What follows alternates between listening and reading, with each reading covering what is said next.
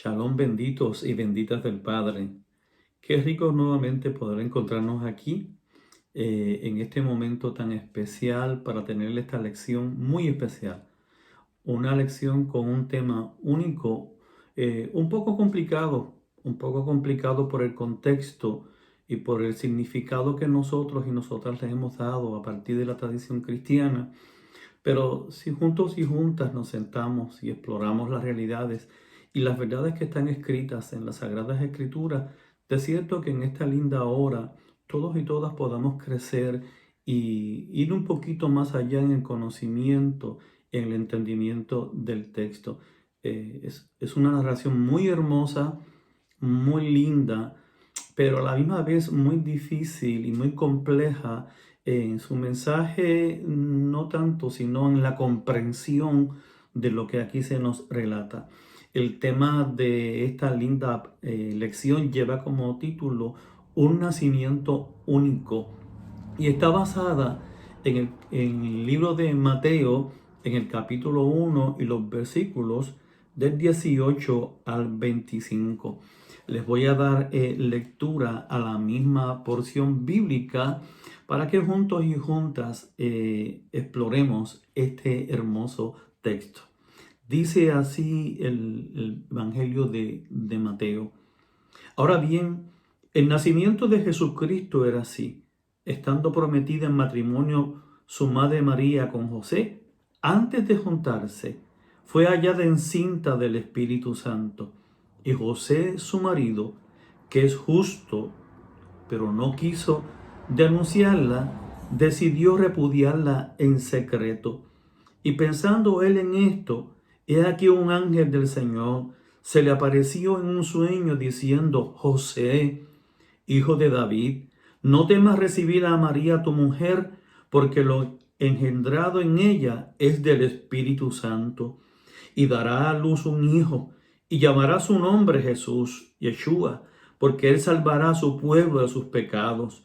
Y todo esto aconteció para que se cumpliera lo dicho por el Señor mediante el profeta, que dice: He aquí la Virgen quedará encinta y dará a luz un hijo, y llamarán su nombre Emmanuel, que significa Dios con nosotros. Esto está en Isaías 7:14.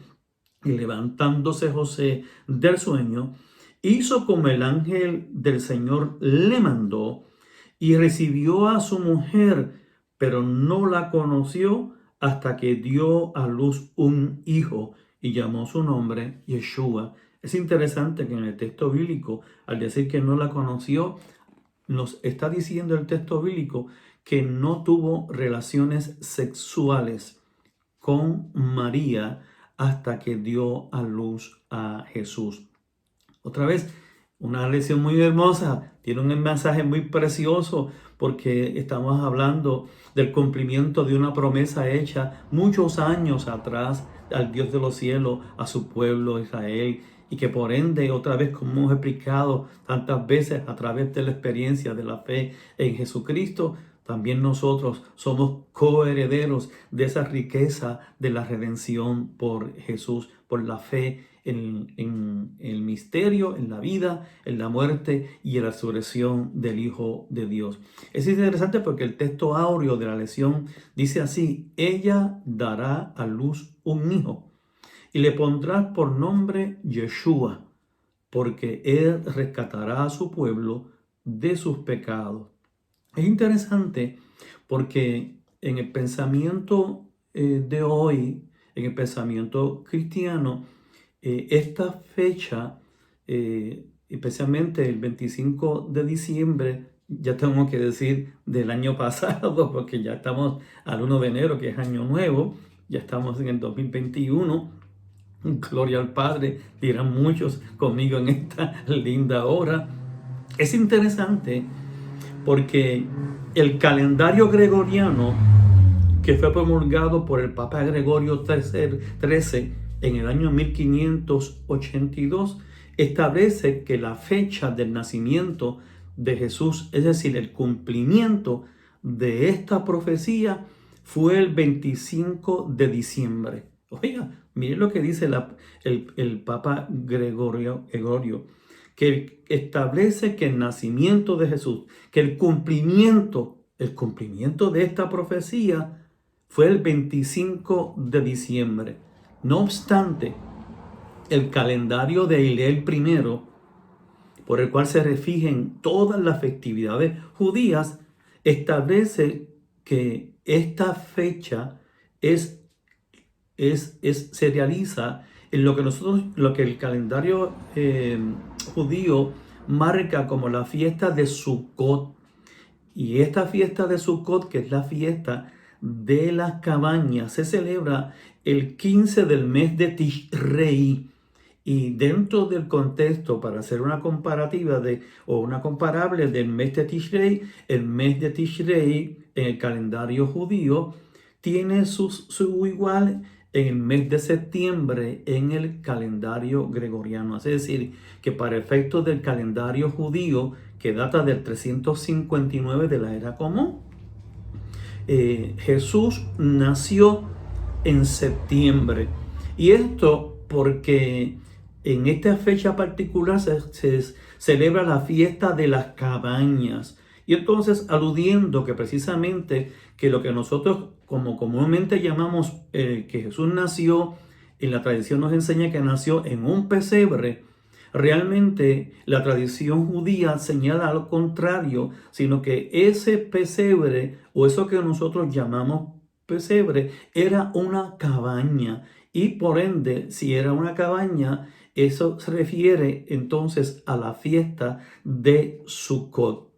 Existe, escuche bien, una tercera tradición que enseña que Jesús nació entre los meses de marzo a mayo. Como ustedes y yo podemos ver, hay tres tradiciones con respecto al nacimiento de el Hijo de Dios, de el Mesías. Ahora bien, es interesante porque este nacimiento del Hijo de Dios viene precedido por unas profecías. En Deuteronomio, capítulo 18 y versículos 15 al 19, Moisés está hablándonos de algo muy particular. Le dice Moisés al pueblo. Ya Moisés está consciente de que se va a ir. Están en la llanura de Moab. Moisés está dando los últimos discursos, preparando la escena para su partida y para que surja en el escenario del liderazgo del pueblo de Dios, Josué. Y Moisés le dice al pueblo así: el Eterno tu Elohim, el Eterno tu Dios, te levantará un profeta de tus hermanos como yo. Y me dijo el Eterno, refiriéndose ahora a las palabras que Moisés dijo: bien está lo que has hablado. Les levantaré un profeta de medio de sus hermanos.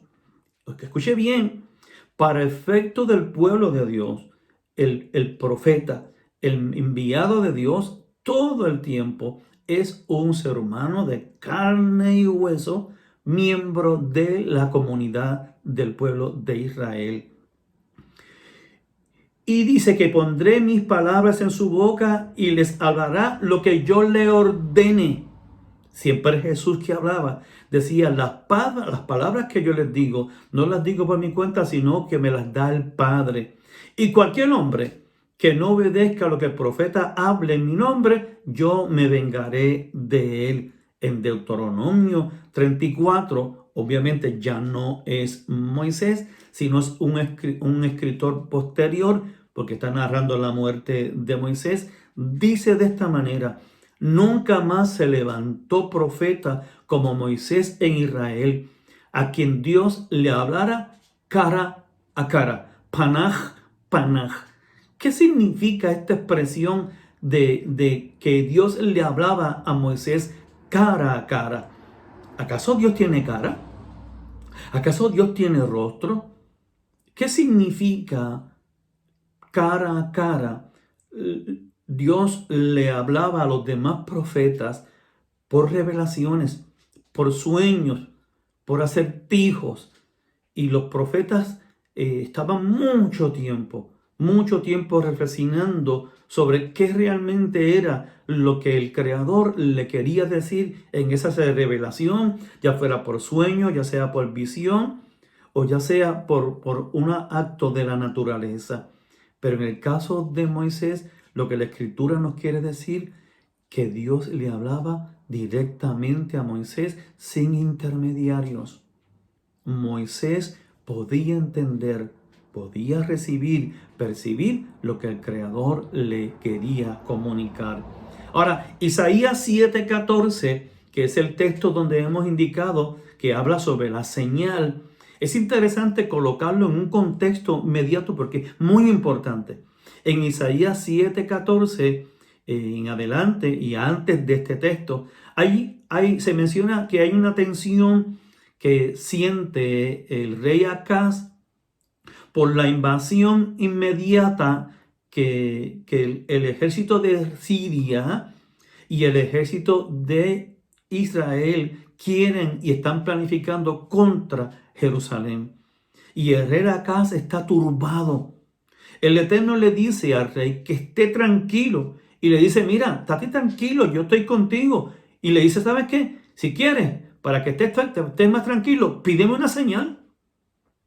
Pídeme una señal de que yo te voy a cumplir esto para que tú veas que yo lo voy a cumplir. Y acá le dice, no, yo no voy a tentar a Dios pidiéndole señal. Yo no voy a poner en duda lo que tú me estás diciendo. Pero el Eterno le dice, por lo tanto, Adonai mismo te dará una señal. He aquí, la Virgen quedará encinta y dará a luz un hijo y llamarás su nombre Emmanuel. Miren, esto es muy difícil, el tiempo me encantaría poder explicarles qué es lo que está sucediendo ahí, pero es muy complejo y el tiempo no me da para explicarles realmente lo que todo esto significa. Sin mencionarles que en el tiempo de Israel, cuando había una invasión, aquel ejército y rey que invadían y ganaban la invasión al otro pueblo, despojaban a ese pueblo y violaban a todas las mujeres.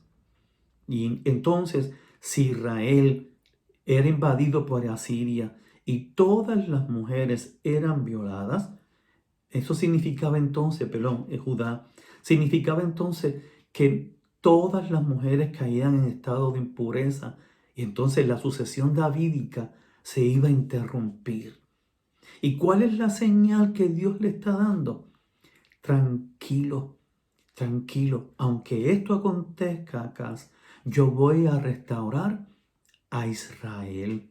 Yo lo voy a unificar y te voy a dar una señal. Aunque las mujeres sean violadas, yo voy a levantar una nueva generación.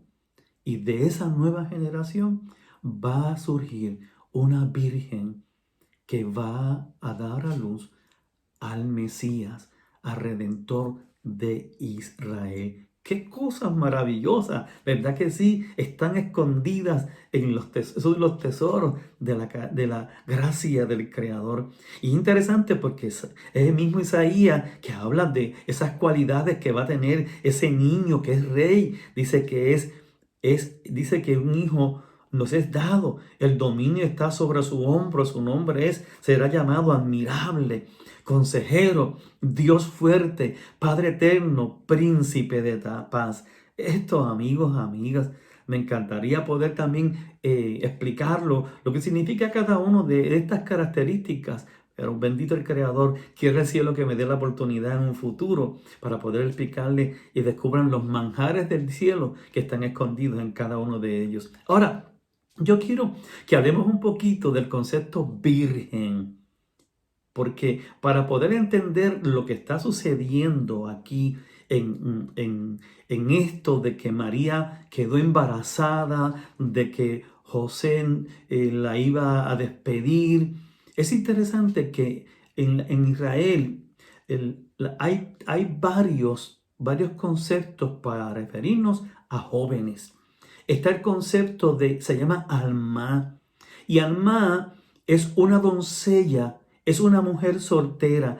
Escuche, es una mujer joven. está entre los 12 a los 18 años. Y también está el concepto de Betulá. Es una virgen que no ha tenido relaciones sexuales. Y también está lo que se conoce como la Nara. Es una niña que nunca ha tenido relaciones con un hombre, y sobre esto el Espíritu Santo tendrá un poder absoluto, como en el caso de María. Es decir, es una niña que no ha ovulado. ¿Ok? Que no ha ovulado. Es interesante que la Septuaginta, que es la primera versión de la traducción de la Biblia de hebreo al griego, menciona la palabra virgen como partenos. ¿Ves? Y hay otro concepto también que se llama arusá. Y arusá es una joven, escuche bien, virgen que no ha tenido relaciones sexuales, pero que está comprometida. María era una arusa. Ahora, María, para que entiendan, ojalá que puedan entender el juego de lenguas. María, estando en el estado de arusa, se encuentra que está fecunda por el Espíritu Santo. Entonces, la señal, según Isaías, era que la alma, la betulá, es decir, estamos hablando, la doncella virgen, dará a luz un hijo. Ahora, que hay un problema grande, es que esa doncella virgen está nará, está comprometida y no está casada. Y Joseph y Miriam o María no habían cohabitado. Y esto crea un serio problema que vamos a ver más adelante, cómo Josué, por no querer difamarla, la va a despedir, le va a dar a escondidas carta de divorcio para que no quede en ridículo ni ella ni él, porque la exponía, si lo hacía en público, que María fuera apedreada y Josué quedaba su testimonio manchado para siempre. Ahora, otra vez, el texto dice que el Espíritu Santo vino sobre María y ella quedó fecunda. Y aunque esto a veces es un poquito complejo entenderlo, vamos a explicarlo un poquito más adelante. Yo solamente quiero compartir algunos textos donde se implica la intervención divina de parte del Espíritu de Dios, del Creador, precisamente en mujeres que no podían dar a luz. Primero, necesito exponer lo siguiente. Según en Israel, para que se dé el proceso del embarazo, se necesitan 3 elementos. Un hombre que dona la sustancia blanca, una mujer que dona la sustancia roja y el Eterno que da el alma. Ahora, hay el Antiguo Testamento, la Biblia está lleno de nacimientos sobrenaturales, como es el caso del nacimiento de Isaac por parte de Sara, que era estéril, el nacimiento de Jacob y Isaac, de Rebeca, que era estéril, el nacimiento de Samuel, que viene por parte de Ana y Elcana, que también era estéril. Ahora, bien interesante, estos 3 relatos tienen en común que las 3 mujeres eran estériles. No obstante, 2 de ellos son son iguales, pero el tercero no tiene las características totales de los primeros 2. Es decir, los primeros 2 embarazos, el embarazo de Sara y Rebeca, el texto no dice que hubo intervención activa del hombre. Lo que dice es que el Eterno se acordó de Rachel, se acordó de Sara y ellas quedaron embarazadas. Pero es interesante que en el caso de Ana, el texto de 1 de Samuel, capítulo 1 y versículo 18, no dice así. Dice, y llegaron a su casa en Ramá, y Elcana conoció a Ana, su mujer, y el Eterno se acordó de ella. Podemos ver que entonces, en el caso de Samuel, en el caso de Ana, hubo actividad física de parte del hombre. En palabras nuestras, Elcana y Ana tuvieron relaciones sexuales y Elcana depositó la sustancia blanca en la vasija llamada Ana, que también donó la sustancia roja y ella quedó embarazada. Ahora, es interesante porque desde el punto de vista de Israel, el Mesías es descendiente de David. Y según la tradición de Israel, el Mesías viene por el linaje de David. Escuche bien, es por padre biológico, no por adopción. Es decir, el linaje no se transmite si no es por la vía legal de la sucesión davídica. Y es interesante, amigos, porque el libro de Mateo comienza precisamente hablándonos de la genealogía de Jesús. Es decir, Mateo comienza con el registro familiar de Jesús y en ella se resalta el papel protagónico de todos los hombres. Fulano engendró de tal mujer, tal quien. Fulano engendró, es decir, por la línea paterna y la línea de sucesión davídica. Es decir, cada uno de los ancestros de Jesús eran descendientes de David. Y interesante que Pablo, hablando de Jesús, en Romanos 1:3 dice acerca de su hijo, hablando de Jesús, de la simiente de David. Escuche bien, según la carne, Jesús, según Pablo, Jesús es de la simiente de David según la carne, declarado hijo de Dios con poder conforme al Espíritu de santidad. Hay otros que opinan que de una manera sobrenatural el Espíritu del Eterno cubrió a María y quedó fecundada. Algunos dicen que el Espíritu la cubrió, pero que de una manera milagrosa, que no se explica, hubo participación del material genético de José en esa intervención. Hay otros que dicen, como en el caso de Sara y Rebeca, que fue una intervención directamente del Creador. Como mis hermanos y mis hermanas, esto es algo que es muy difícil de explicar y no quisiera entrar en mayores detalles porque puedo tratar de explicarlo y lo que puedo hacer es que los puedo confundir, quizás más tal vez de lo que están confundidos en estos momentos.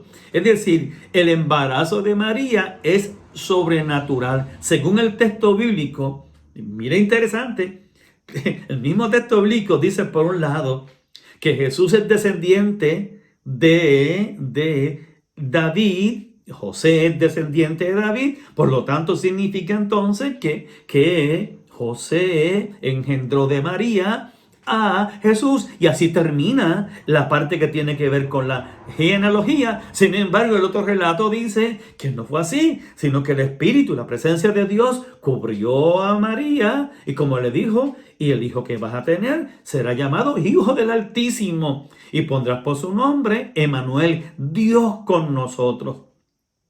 Y es muy interesante todo esto que les estoy diciendo. Ahora, el texto dice que José era justo.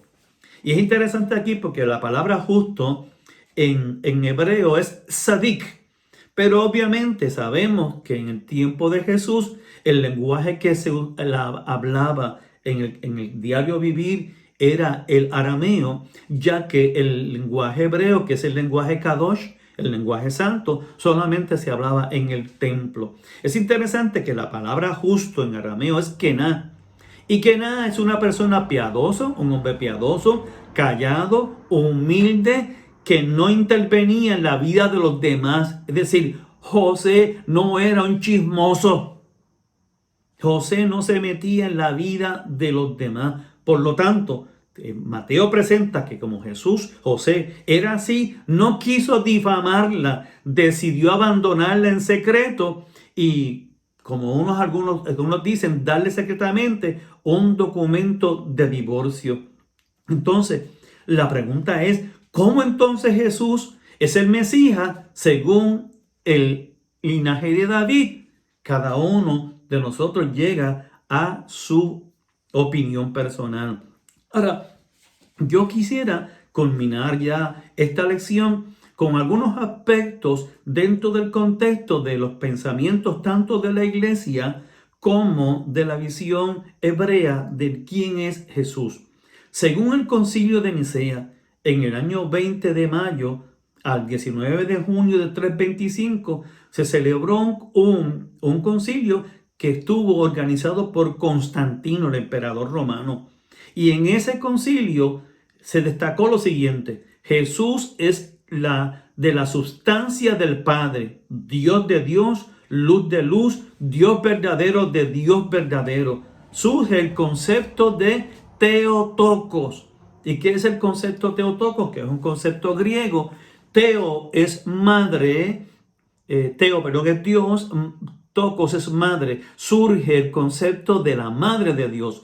María entonces es la madre de Dios. No obstante, en el concilio de Éfeso, en el 431, también organizado por el emperador Teodosio I, segundo, dice que hay dos exponentes: el patriarca Nestorio de Antioquía y el patriarca Cirilo de Alejandría. Estos dos exponentes pusieron dos cosas en este concilio.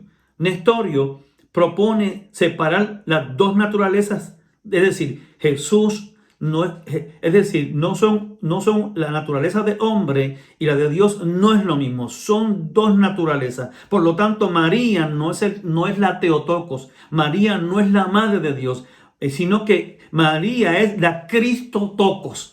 María es la madre del Hijo de Dios, pero no es la madre de Dios. Pero Cirilo expone que las dos naturalezas están unidas en una. Nestorio es condenado en ese concilio y se aprueba la doctrina de Cirilo de Alejandría, que anteriormente se había establecido en Nicea. Ahora, miren, hermanos, y esto no lo digo para polemizar, pero si nosotros entendemos que el nacimiento del Hijo de Dios, el cumplimiento de la profecía del nacimiento de Jesús, es por lo que llamamos Dios encarnado, esto levanta serias preguntas. Número uno, si Dios se encarnó en Jesús, entonces Dios dejó su trono vacío. ¿Quién se quedó en el trono? ¿Quién supervisa la creación? ¿Dios necesitaba recibir el Espíritu Santo para comenzar su ministerio? Son preguntas, no para polemizar, para ponerlos a pensar. Es decir, como usted y yo podemos ver, hay diferentes puntos de vista. Dos según la tradición de Israel, otra según la tradición gentil. Todas desean, sin embargo, recetar un evento histórico. Si nos vamos en las formas, pues nos vamos a diluir. Si nos vamos en el contenido, pues bendecimos al Creador. Todas apuntan al nacimiento del Mesías, redentor de la humanidad. En la Biblia, Mateo quiere decir que María, presenta a María como la modelo del creyente. Hágase la voluntad del Eterno. Yo no entiendo del creyente que tiene fe. Eso es lo que necesitamos para entender esto. María es el modelo del creyente que tiene fe. Yo no estoy casada. Yo no he tenido relaciones con José. Pero si tú quieres que yo quede embarazada, hágase la voluntad de mi Señor con esta esclava. Qué bonito que nosotros también en estos momentos de tanta necesidad, nosotros podamos resaltar los valores de María y ponernos a la disposición de Dios cuando nos llama a hacer cosas que se nos hacen difíciles y complejas de entender. Aquí está el siervo de Dios. Hágase lo que tú quieras. Yo no entiendo esto. Esto es muy difícil para mí entenderlo. Yo no entiendo esto que me está pasando. Yo no entiendo esto que me está ocurriendo. Yo no sé esto y lo otro, pero si tú lo permites, bendito sea tu nombre. Hágase tu voluntad. Aquí está el siervo y la sierva del Eterno. Aunque María, ese es el modelo del creyente, y no hubo participación activa de José en el proceso, sí nos plantea lo siguiente, que para nosotros lo importante es que Dios está presente en todos los actos de su pueblo y que en Él siempre hay la bendita esperanza de saber que todo lo que Él hace es bueno, para siempre es su misericordia. Y termino diciéndole esto: si el Eterno creó todo lo que existe de la nada, ¿no podrá Él crear un ser humano de la nada?